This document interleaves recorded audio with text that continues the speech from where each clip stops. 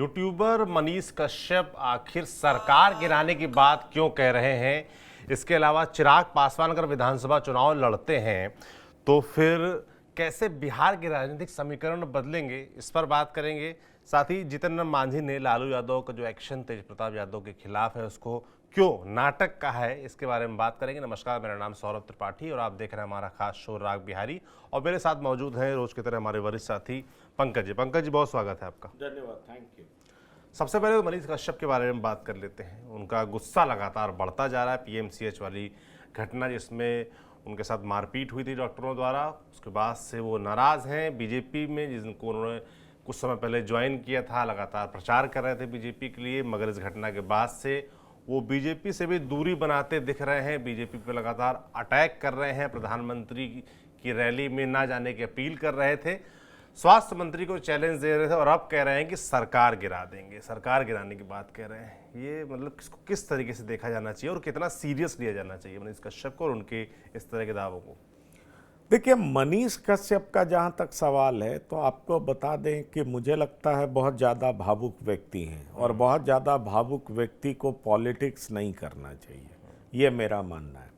क्योंकि पॉलिटिक्स में आपको बहुत तरह के दाव पेच का इस्तेमाल किया जाता है।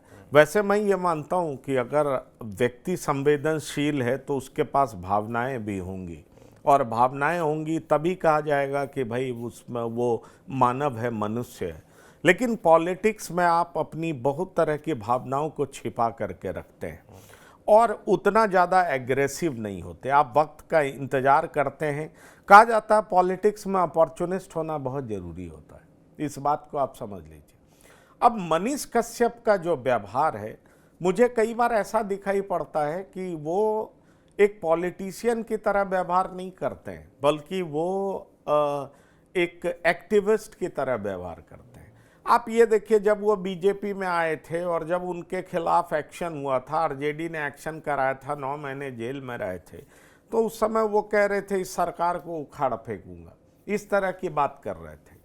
और अब जब उनकी पिटाई हो गई पीएमसीएच में और उसके बाद अब कह रहे हैं कि इस सरकार को उखाड़ दूंगा, इसको गिरा दूंगा। अरे भाई, इतने अगर आप ताकतवर हैं कि आप सरकार गिरा दे सकते हैं तो फिर आप पीएमसीएच में मार क्यों खा जाते हैं? ये समझना बहुत जरूरी है। मैं बिल्कुल अप्रूव नहीं करता कि उनके साथ जो घटना घटी है वो गलत नहीं है। एफआईआर भी दर्ज हुआ है। पीएमसीएच में रवैया लोगों का कैसा रहता है, खास तौर पर चिकित्सकों का, यंग डॉक्टर्स का, वहाँ के स्टाफ का, ये अब सबके सामने आ चुका है। क्योंकि देखिए, बहुत बड़ा मुद्दा बन गया है। आज कई सारी पार्टियां, सियासी पार्टियां राज्यपाल से मिली हैं। आप ये जान लीजिए, हेल्थ मिनिस्टर का घर घेरा गया है मुजफ्फरपुर पीड़िता के मामले में। बिल्कुल।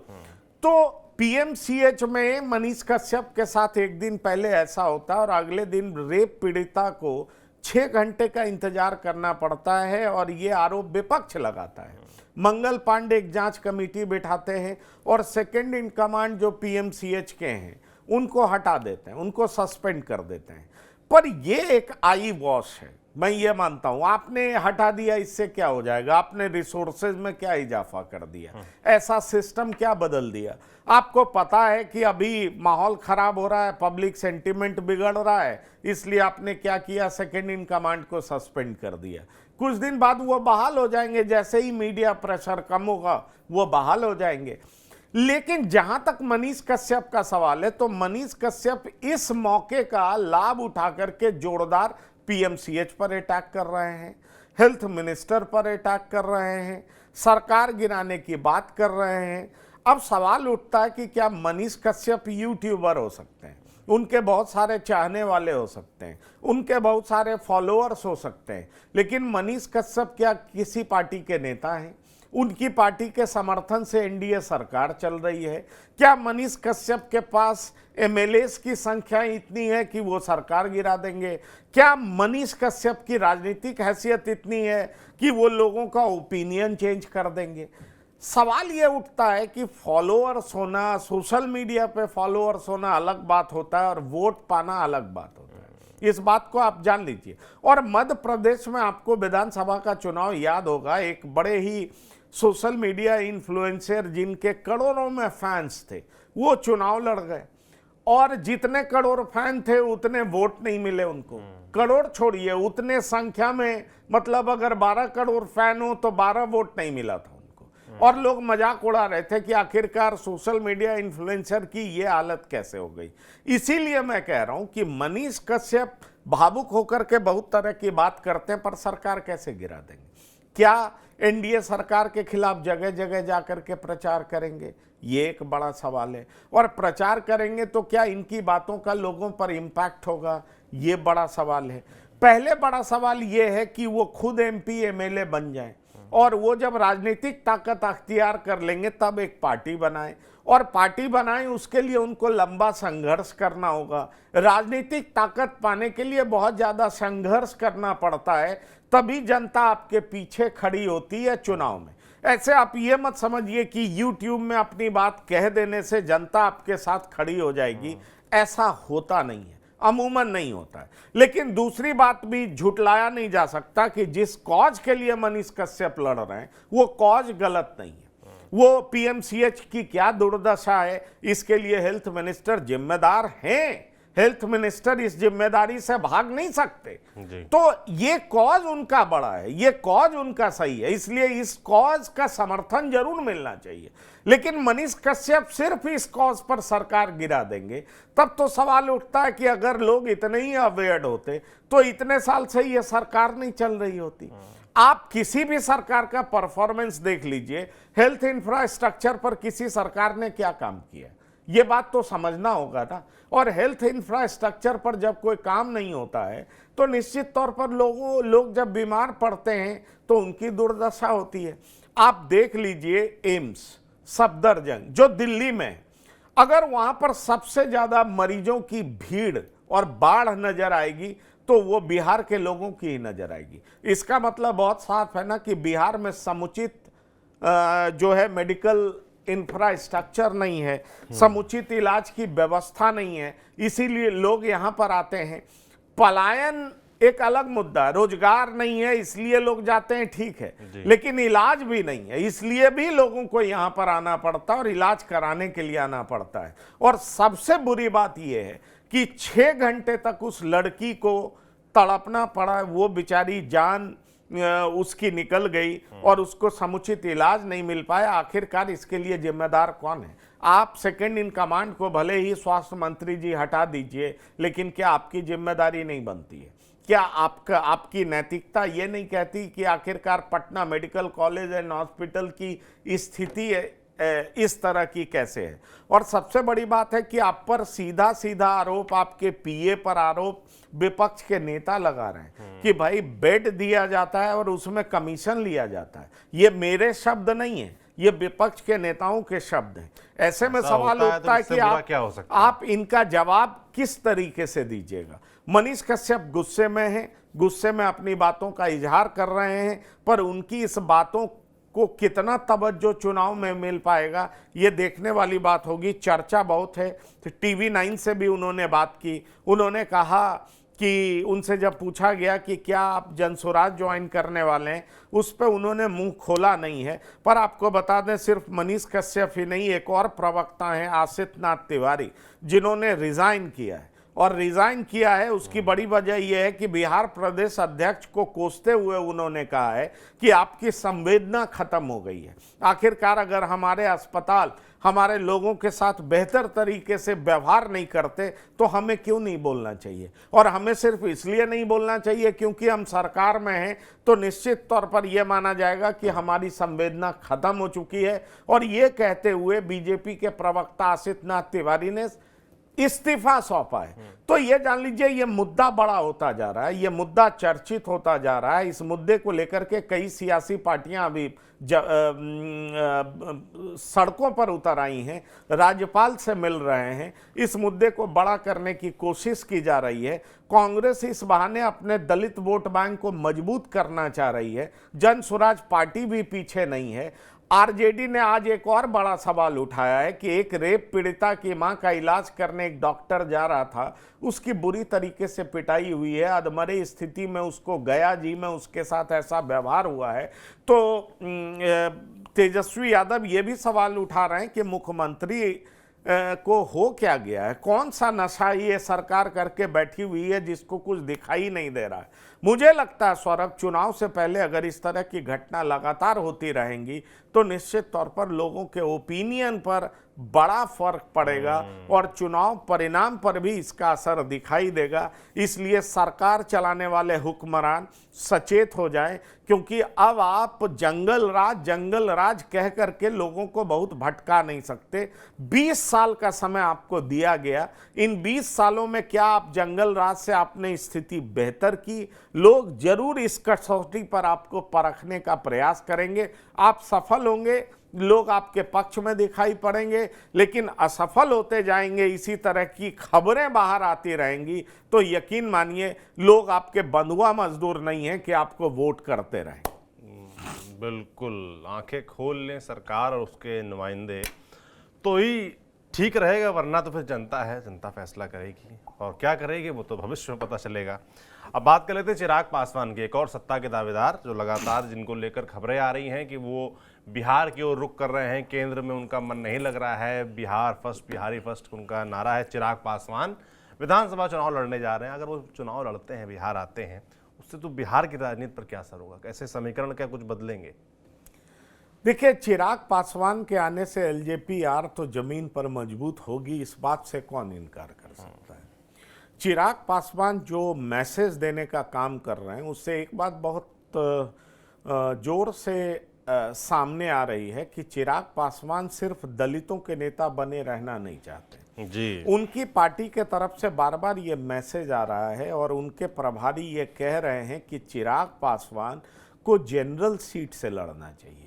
इसका मतलब बहुत साफ है कि चिराग पासवान दलित के नेता के अलावा वो अन्य जाति को भी साधना चाहते हैं और चिराग पासवान इस बात को समझ रहे हैं कि नीतीश कुमार अपनी राजनीति के अंतिम पड़ाव पर है।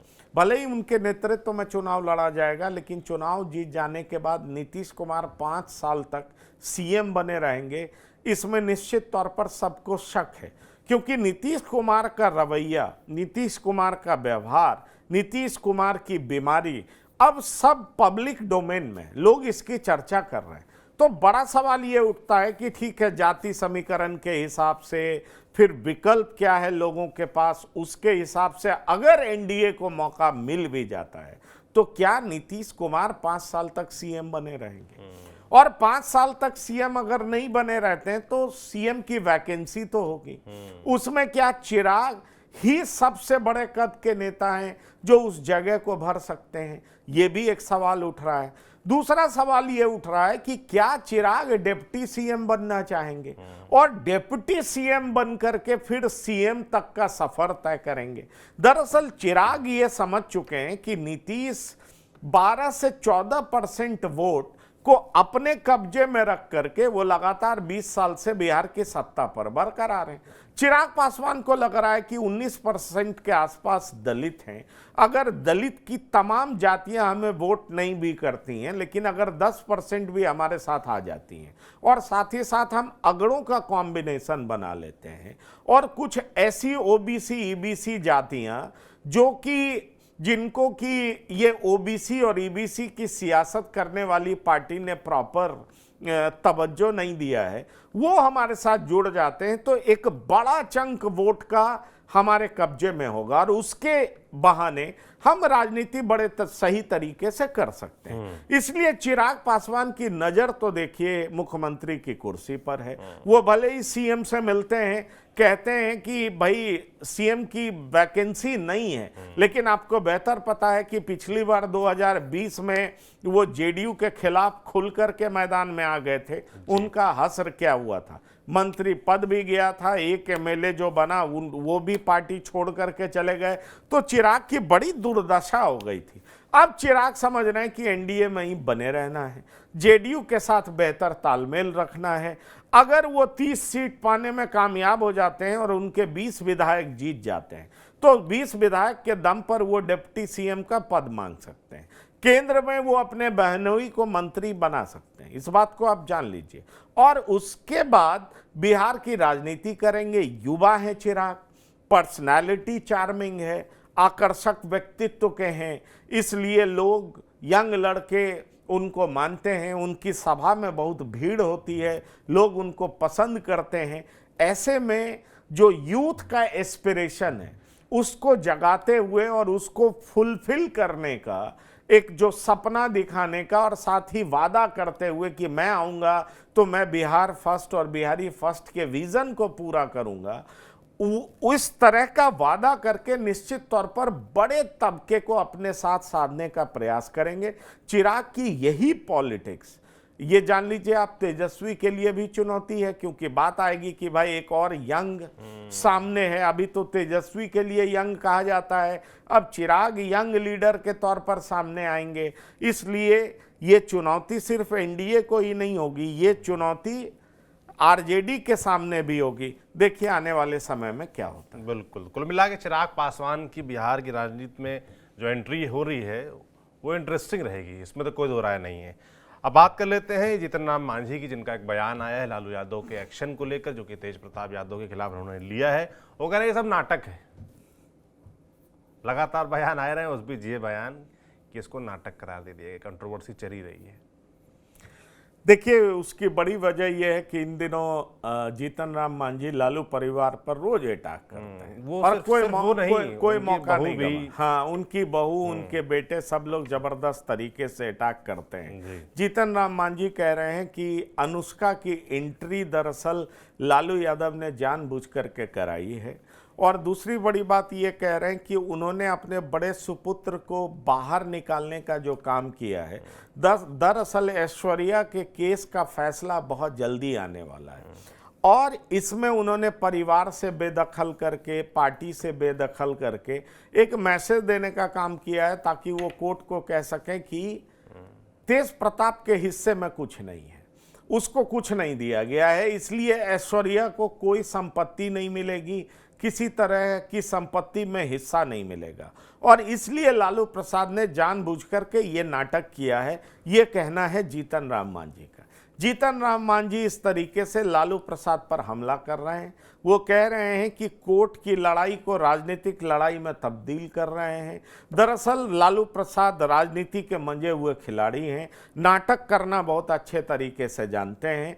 एक तरफ वो यादव समाज को मैसेज दे रहे हैं कि मेरे बेटे ने गलत किया है, जिसको मैं बर्दाश्त नहीं करूंगा, यादव की 2 बेटियों के साथ उसने अच्छा बर्ताव नहीं किया है, इसलिए मैं परिवार से बाहर करता हूं। दूसरी तरफ वो इसको पॉलिटिकली भी देख रहे हैं कि कहीं यादव समाज नाराज हुआ, जो हमारा आधार वोट बैंक है, तो आने वाले चुनाव में तेजस्वी को मुख्यमंत्री बनाने का सपना हमारा धरा का धरा रह सकता है। इसलिए लालू प्रसाद ने इस तरह की चाल चली है। और तीसरी बात जीतन राम मांझी ये कहते हैं कि दरअसल ये मामला कोर्ट में है, ऐश्वर्या लड़ाई लड़ रही हैं, ऐश्वर्या इन बातों को सामने रख सकती हैं, कोर्ट में लालू के तरफ से ये दलील दिया जा सकता है कि हमने अपने बड़े सुपुत्र को अपने परिवार से बेदखल कर दिया है, इसलिए हमारी पारिवारिक संपत्ति जो भी है उसमें अपने बड़े पुत्र का कोई भी हिस्सा नहीं है। पर कानूनी ऐसा हो, कानूनी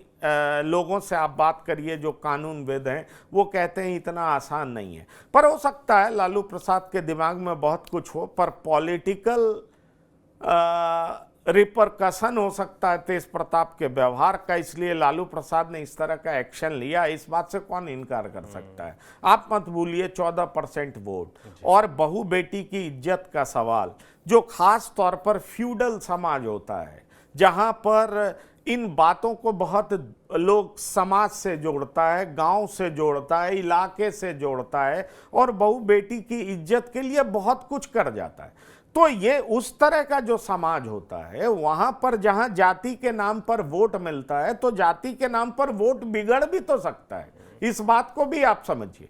तो इसलिए मुझे ये समझ में आता है कि लालू प्रसाद ने ये दाव 14% आबादी को ध्यान में रखते हुए खेला है, लेकिन जीतन राम मांझी इसे नाटक करार दे रहे हैं। बिल्कुल, ऐसे ही इतनी इंटरेस्टिंग है बिहार की पॉलिटिक्स की, कोई भी घटना होगी उस पर अलग अलग तरह के बयान आएंगे और सभी लोग जूझ जाएंगे अंत में। हालांकि फैसला आपको जनता जनार्दन को करना है कि वाकई जैसा जीतन राम मांझी कह रहे हैं नाटक है कि नहीं है। तो राग बिहारी में आज की बातचीत में इतना ही। बाकी लगातार बिहार के चुनाव जैसे जैसे करीब आ रहे हैं ऐसी राजनीतिक गतिविधियां बढ़ रही हैं।